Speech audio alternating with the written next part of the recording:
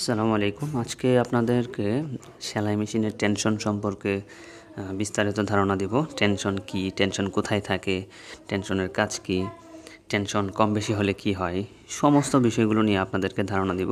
তো চলুন প্রথমত আমরা টেনশনের সাথে পরিচয় হয়ে নেই, টেনশনটা কী বা টেনশন কোথায় থাকে। টেনশন মূলত দুই প্রকার।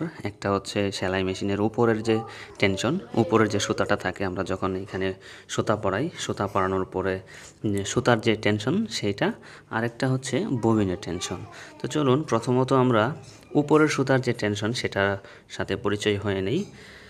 আমরা দেখতে পাচ্ছি যে এইখানে একটা স্প্রিং লাগানো একটা জিনিস আছে। এটাকে লুজ করা যায়, আবার হচ্ছে টাইট করা যায়। তো এই জিনিসটার নাম হচ্ছে টেনশন। এটা হচ্ছে সেলাই মেশিনের উপরের টেনশন। তো এখানে দেখতে পারবেন একটা প্লেটের মতো আছে, এই যে মাঝখানে ফাঁকা হয়।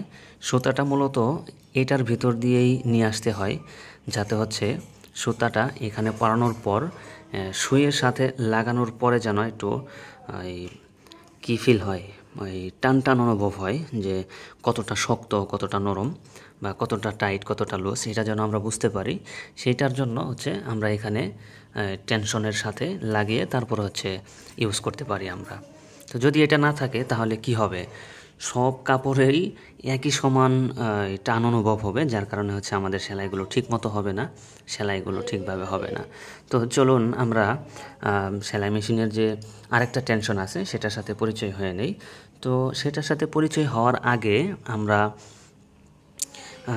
পরিচয় হব ববিনের সাথে।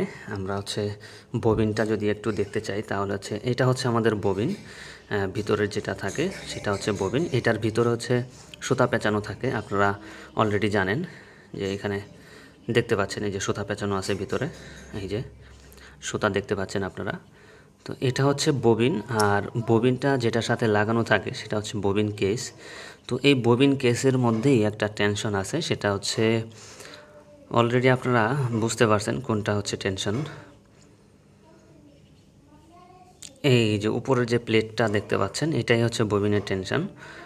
এটার উপর থেকে দেখেন এই যে এইখানে সুতাটা বের হয়ে আসছে।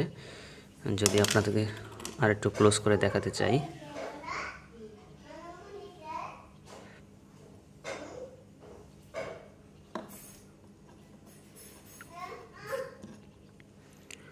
এই যে দেখেন সুতাটা এইখান থেকে বের হয়েছে। আর ববিন যখন পরানো থাকে ববিনের ভিতর থেকে তারপর হচ্ছে সুতাটা এখান দিয়ে বের হয়। এই যে সুতাটা বের হয়ে আসছে। তো এটা হচ্ছে সেলাই মেশিনের ববিন যে আছে, ববিনের টেনশন। আর এখানে ববিনের টেনশন কম বেশি করার জন্য, মানে লুজ এবং টাইট করার জন্য এখানে যে নাটটা দেখতে পাচ্ছেন মাইনাস দেওয়া, এই নাটটা হচ্ছে আমরা আমাদের ছোট্ট টুলবক্সের যে মাইনাস আছে, যেটা আমরা মারতুলো বলি, টেস্টারের মতো মাথাটা, তো মাইনাস, সেই মাইনাস দিয়ে কিন্তু আমরা এটা লুজ এবং টাইট করতে পারি। তো যদি আমরা এটা লুজ এবং টাইট করি তাহলে হচ্ছে আমাদের ববিন লুজ হবে এবং হচ্ছে টেনশনটা টাইট হবে। তো আমরা দুইটা টেনশনের সাথেই পরিচয় হইলাম। তো এখন আমরা দেখব হচ্ছে ববিনের টেনশন নিচেরটা, মানে ববিনের টেনশনটা যদি লুজ থাকে এবং টাইট থাকে তাহলে কি হয়।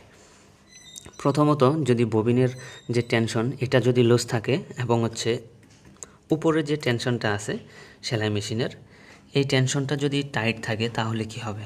যদি এটা টাইট থাকে আর ববিনের যে টেনশন এটা যদি লুজ থাকে, তাহলে নিচের যে সুতাটা থাকে, যখন আমরা সেলাই করতে যাই তখন যে সুতাটা থাকে সেই সুতাটা হচ্ছে নিচে যখন শাটেলটা হচ্ছে ঘুরতে থাকে, ওই ঘোরার সময় এই ঘোরার সময় এটা হচ্ছে ববিন থেকে সুতাটা বেশি বের হয়ে যায়, কারণ এটা লুজ থাকে। এটা যদি লুজ থাকে তাহলে সুতাটা যখন টান পড়ে, শাটেলটা যখন ঘুরে তখন টান পড়ে, টান পড়ার সাথে সাথে সুতাটা বেশি বের হয়ে যায় এবং সুতাটা বেশি বের হওয়ার কারণেই নিচের সুতাটা গুটি ধরে যায়। তো আমরা অনেকেই চিন্তা করি যে আমাদের সেলাই করার সময় নিচে গুটি ধরে, এই গুটি ধরার কারণটা কী। তো আজকে অবশ্যই আমরা ক্লিয়ার হতে পারবো, বা আমরা যদি এই প্রবলেম ফেস করি তাহলে অবশ্যই এটা আমরা ঠিক করতে পারবো যে নিচের সুতা গুটি ধরার জন্য আমরা কি করলে গুটিটা ছেড়ে যাবে। তো তো যদি আমরা এটাকে একটু টাইট দিই তাহলে কিন্তু আমাদের নিচের সুতার যে গুটি ধরা সেই গুটি ধরাটা কিন্তু শেষ হয়ে যাবে। তো যদি আমাদের এইটা টাইট থাকে আর হচ্ছে এই টেনশনটা মেশিনের উপরে যে টেনশন আছে এটা যদি লুজ থাকে তাহলে কি হয়? যদি এটা টাইট থাকে আর এটা লুজ থাকে তাহলে আমাদের যে প্রবলেমটা হয় সেটা হচ্ছে আচ্ছা, লুজ থাকে না, দুইটাই টাইট যদি থাকে তাহলে কি হয় আমরা এটা আগে বলি, তারপরে হচ্ছে আমরা বলবো যে এটা টাইট থাকবে, মানে ববিনের যে টেনশনটা এটা টাইট থাকবে আর হচ্ছে এটা হচ্ছে লুজ থাকবে।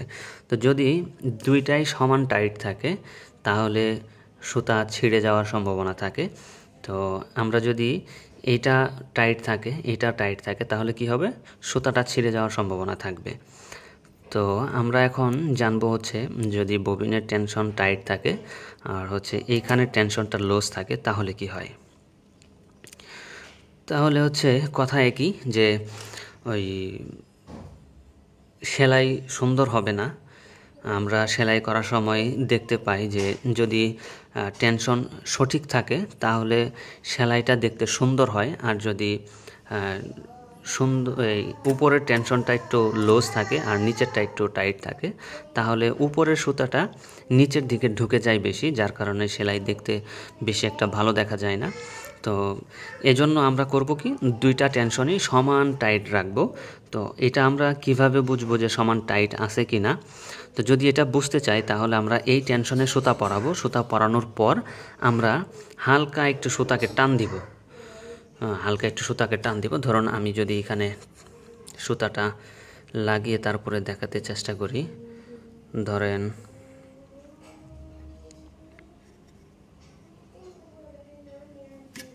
এখন হচ্ছে সুতাটা লাগানো আছে, সুতাটা লাগানো আছে, এখন আমি হচ্ছে টান দিব, এইভাবে টান দিব। এটা কিন্তু আমার খুব বেশি শক্তি অনুভব হচ্ছে, বেশি শক্তি অনুভব হওয়ার কারণে এটা বেশি শক্তি মনে হচ্ছে আমাকে। এটা আমি যখন টান দিচ্ছি তাহলে এটা বেশি শক্ত মনে হচ্ছে। এটাকে আমি লুজ করব কিভাবে? এখানে যে নাট আছে এটা যদি আমি লুজ দেই তাহলে এটা একটু লুজ মনে হচ্ছে, নরম মনে হচ্ছে। টান দিলে আমি শক্তি অনুভব করতে পারতেছি, কিন্তু খুবই কম শক্তি অনুভব করছি, যে আমার বেশি শক্তি লাগতেছে না। এইভাবে হচ্ছে আমি টান দিয়ে দেখব। যদি আমার কাছে মনে হয় যে আরেকটু লুজ করার দরকার তাহলে আমি এই নাটটাকে আরেকটু লুজ করে দেব, এরপর হচ্ছে টান দিব, এরপরে দেখব যে আরেকটু শক্তি কম লাগতেছে। তো চলুন এখন হচ্ছে আমি ওই ববিনের যে টেনশন আছে সেটা হচ্ছে আমি কিভাবে চেক করব কম বেশি আছে কিনা। তো এটা দেখার জন্য ববিনের যে নাট আছে, এই টেনশন নাট, এটাকে লুজ করব অথবা টাইট করব। টাইট করার পরে এইখান থেকে যে সুতাটা বের হয়ে আসছে, এইখান থেকে যে সুতাটা বের হয়ে আসছে এটাকে হচ্ছে আমরা টান দিব। টান দিয়ে দেখব যে এটা কেমন শক্তি অনুভব হয়। যদি এই টেনশনের সুতা আর হচ্ছে এই টেনশনের সুতা দুইটা যদি সমান শক্তি অনুভব হয়, এটা তো আমরা আসলে মিটারে মেপে দেখতে পারবো না, তো আমাদের হাত দিয়েই অনুভব করতে হবে যে কতটুকু টাইট হয়েছে আবার কতটুকু লুজ হয়েছে, সেটা আমরা হাত দিয়েই টান দিয়ে অনুভব করতে পারবো। তো এইভাবে যদি আমরা চেক করে তারপরে সেলাই কাজ শুরু করি তাহলে অবশ্যই আমাদের সেলাইটা খুবই ভালো হবে।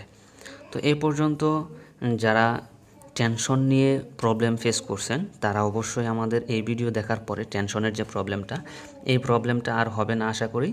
যদি এরপরও কোনো প্রবলেম থেকে যায় তাহলে অবশ্যই আমাদেরকে নক করবেন, আমাদের ভিডিওতে কমেন্ট করতে পারেন, আমাদের হোয়াটসঅ্যাপ নাম্বার দেওয়া আছে, হোয়াটসঅ্যাপ নাম্বারে নক করতে পারেন, আমাদের ফেসবুক পেজ আছে, পেজে নক করতে পারেন।